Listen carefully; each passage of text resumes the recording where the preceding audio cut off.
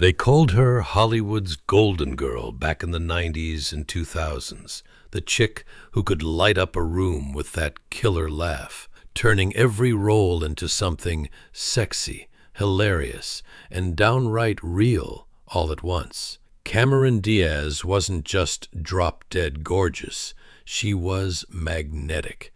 The kind of star who made $20 million paychecks look like pocket change and turned rom-coms into edge-of-your-seat thrill rides. For a solid 15 years, she was everywhere, ruling the box office, gracing every magazine cover, pulling in the big bucks as one of the highest-paid actresses in Tinseltown, not once, but multiple times. Then, bam! At 42, she just peaced out, quiet as a mouse, totally on her own terms. Today, we're going to uncover the real reason why one of the biggest stars decided to trade the red carpet.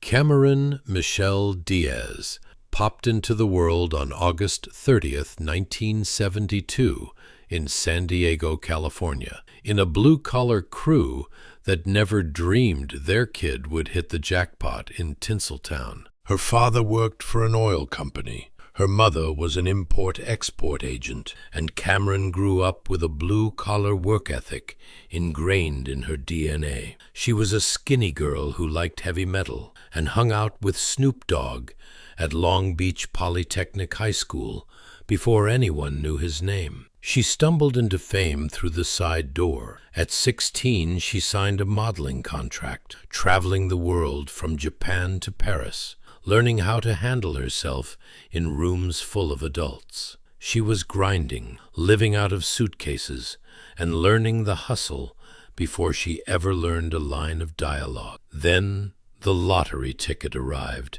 transforming Hollywood history. In 1994, the casting for The Mask was a battlefield. The studio executives didn't want a rookie. They were dead set on Anna Nicole Smith, the ultimate bombshell of the era, to play Tina Carlisle. Cameron Diaz was a complete unknown, a 21-year-old catalog model with 0 acting credits and a stomach ulcer she developed just from the sheer stress of the audition process, which dragged on for 12 grueling rounds. She had no business getting the part, but director Chuck Russell saw a spark that a resume couldn't capture, and the moment she stepped onto the screen, soaking wet in that form-fitting red dress, shaking off the rain in the bank lobby, the debate ended. It became the defining entrance of the decade. Against all odds,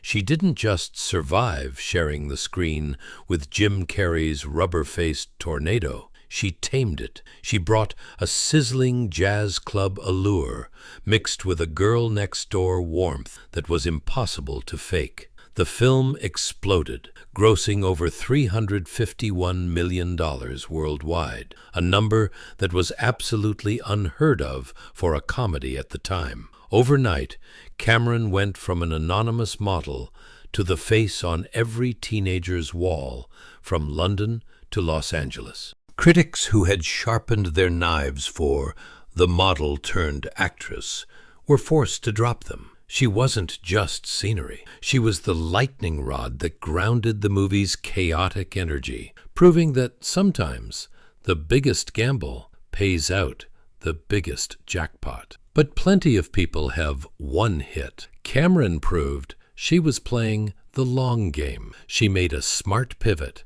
taking smaller roles in indie films to actually learn the craft, before landing the role that would define her career in 1998, There's Something About Mary. This was the movie that cemented her status as America's sweetheart, but with an edge. She played Mary Jensen, the dream girl who loves sports, drinks beer, and somehow remains totally oblivious to her own perfection. It was a risky role, Gross-out comedy is a minefield, but she navigated it with a fearlessness that was stunning. The hair gel scene alone could have ended a lesser career. Instead, her ability to laugh at herself made audiences fall in love with her.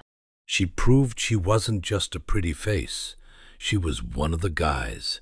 By the turn of the millennium, Cameron Diaz wasn't just a star. She was a one-woman stimulus package for the box office. Then came Charlie's Angels in 2000. It sounds like a sure thing now, but back then, betting $93 million on an all-female action movie was considered financial suicide. Cameron didn't just show up to set. She underwent a brutal 3-month martial arts boot camp, training 8 hours a day under the legendary Chung-Yan Yuen, the wire-fu mastermind behind The Matrix. She did 95% of her own stunts, hanging from helicopters and bruising her way through fight scenes that left studio executives sweating bullets. The result was Natalie Cook, a character who could dance in Spider-Man underwear with infectious joy 1 second and deliver a bone-crushing roundhouse kick the next. It was a cultural phenomenon that raked in a staggering $264 million worldwide, shattering the archaic Hollywood myth that men wouldn't pay to watch women fight. But the real earthquake happened behind the scenes. With the leverage from this massive hit, Cameron Diaz became the second actress in history, right behind Julia Roberts, to smash the $20 million salary glass ceiling for the sequel. She wasn't just in the club, she owned the VIP section. She had forced the industry to pay up, proving that a woman's smile could be just as lethal and profitable as a loaded gun. Just when the world thought they had Cameron Diaz figured out, the bubbly blonde with the infectious laugh and the million-watt smile, she executed a career pivot so sharp it gave the industry whiplash. In 2001, she didn't just step out of her comfort zone, she set it on fire. Enter Vanilla Sky. Director Cameron Crowe wasn't looking for a movie star to play Julie Gianni. He needed a raw nerve ending. On paper, putting the Mary girl opposite Tom Cruise in a dark psychological thriller sounded like a mismatch. But Cameron didn't just show up.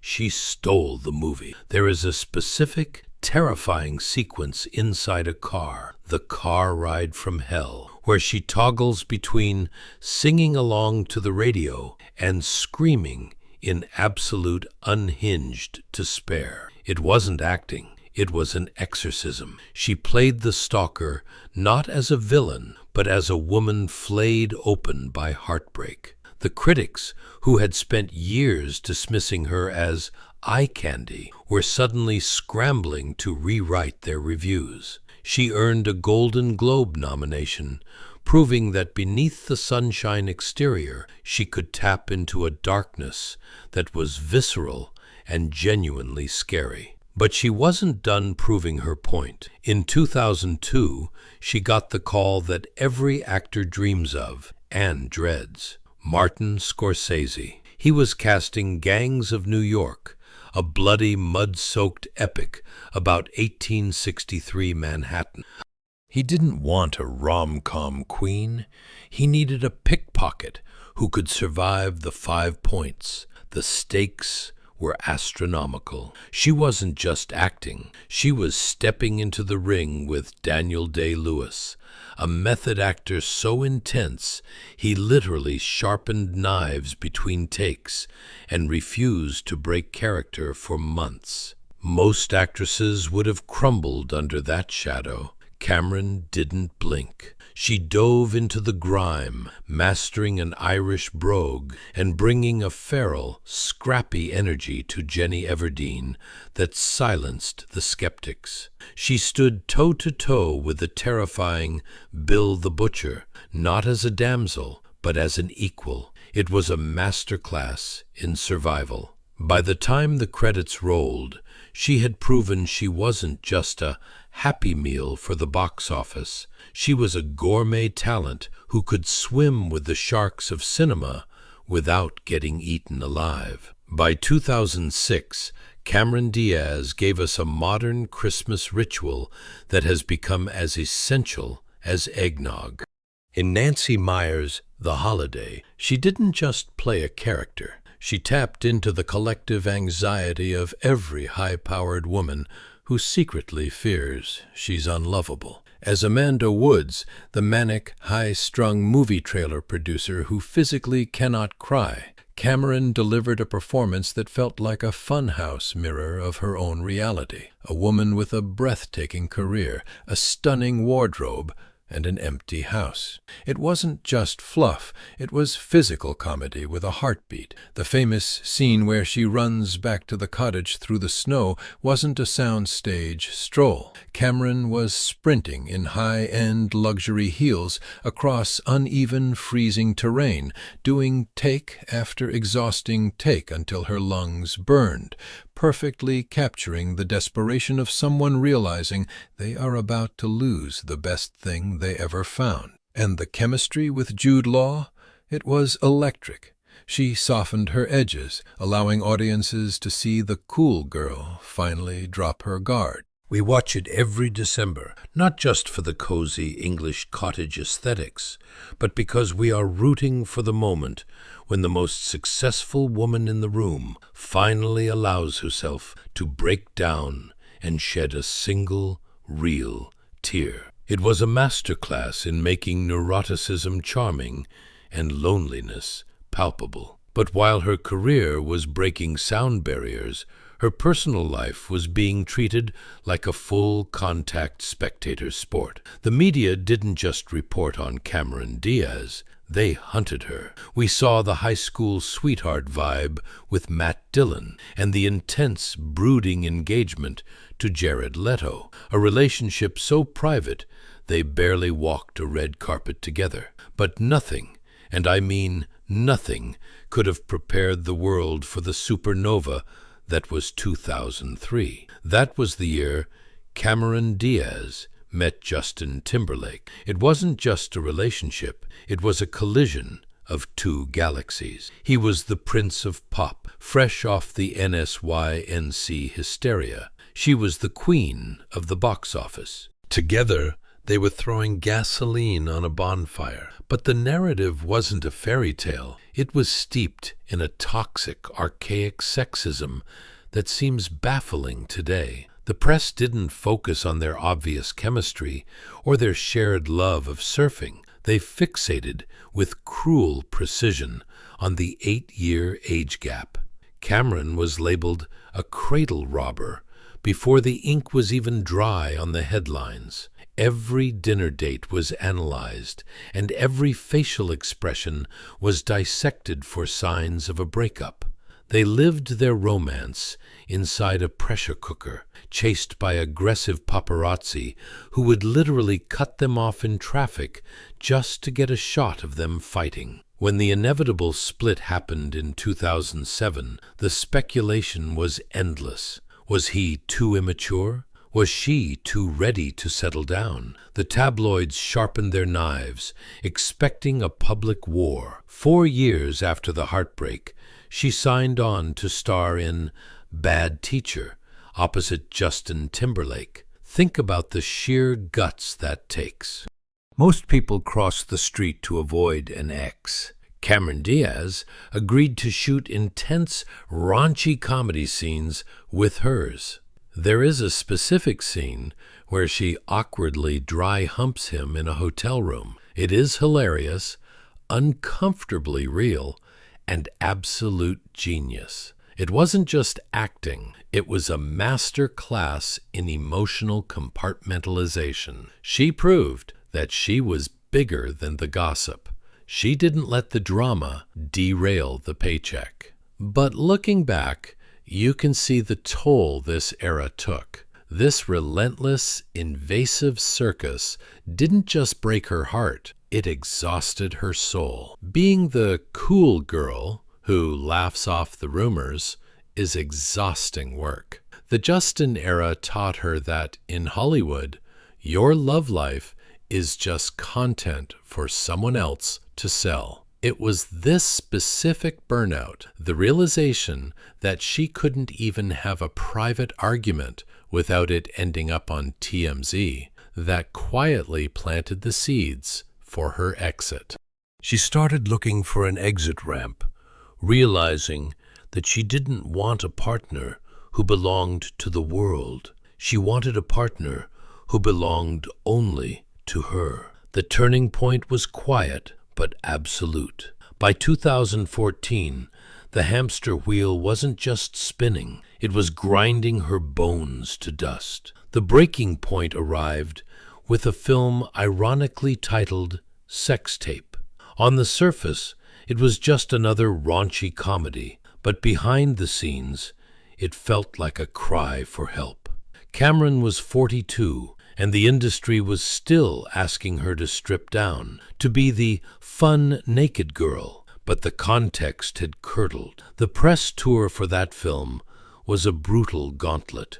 Reporters didn't ask about her craft, they asked about her aging body, dissecting her wrinkles and her figure with a forensic cruelty that left her feeling exposed in a way no camera ever could. She later confessed to a sickness of the soul that was far more dangerous than any physical ailment. She realized she couldn't tell you where Cameron Diaz ended and the Cameron Diaz brand began. She was suffering from a profound existential exhaustion, a spiritual depletion caused by 2 decades of being treated like a public utility. She felt, in her own words, owned. Every aspect of her life, from what she ate to when she slept, was dictated by a production schedule. She was breathing, but she wasn't living. The sex tape era wasn't a high point. It was the moment she looked in the mirror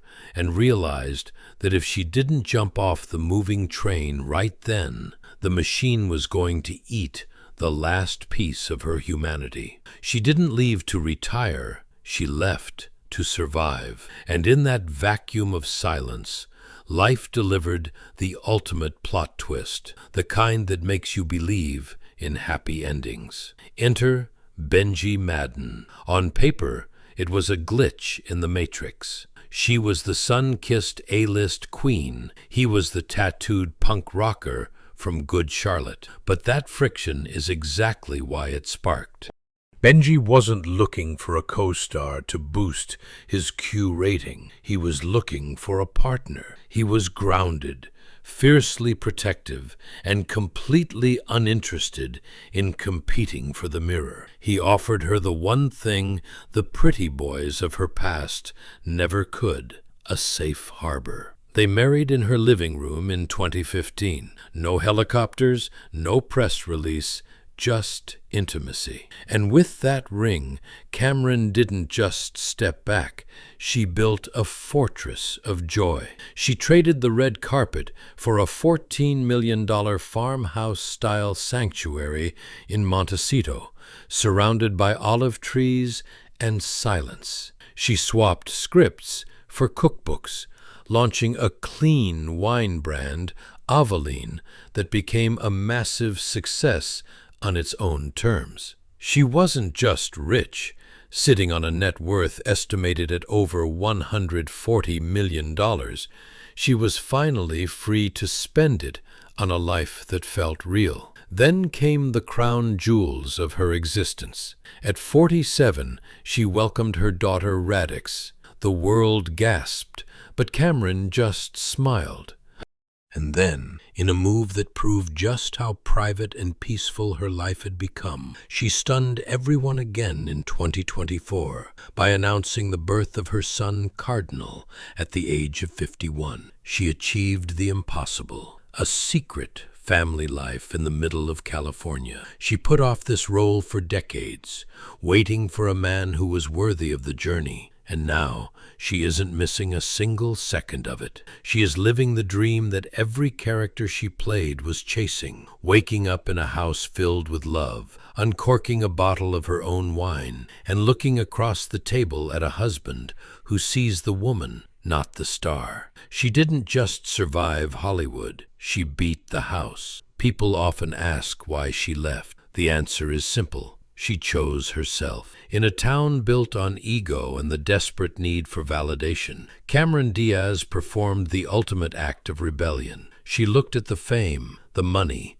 and the adoration, and she said, "This isn't enough." She realized that having it all meant nothing if you didn't have the time to enjoy it. She didn't fade away because she aged out. She faded away because she opted out. Even the peace of Montecito was rattled in early 2025 when the Epstein files hit the fan. The tabloids tried to catch her name in the crossfire, hoping for a crack in the fortress she'd spent a decade building. It only proved that, at 53, Cameron Diaz is finally bulletproof. This tremor changed nothing. She's too full of things that actually matter to lose sleep over background static. And yet, the itch to create hasn't totally vanished. We're finally seeing her step back into the frame in projects like Back in Action and a return to the Shrek franchise, but it's all on her terms. No more grueling 12-month grinds. She's doing it for the joy, not the requirement. Cameron did what few in that town have the guts to do. She walked away from the table while she was still winning. She traded the mask for a real face and angels for a real family. She won the only prize that lasts, her own life. Do you miss the superstar, or do you admire the woman who chose herself? Please share your favorite Cameron moment in the comments. If you enjoyed this deep dive, please hit like and subscribe to help us keep these memories alive. Thanks for watching.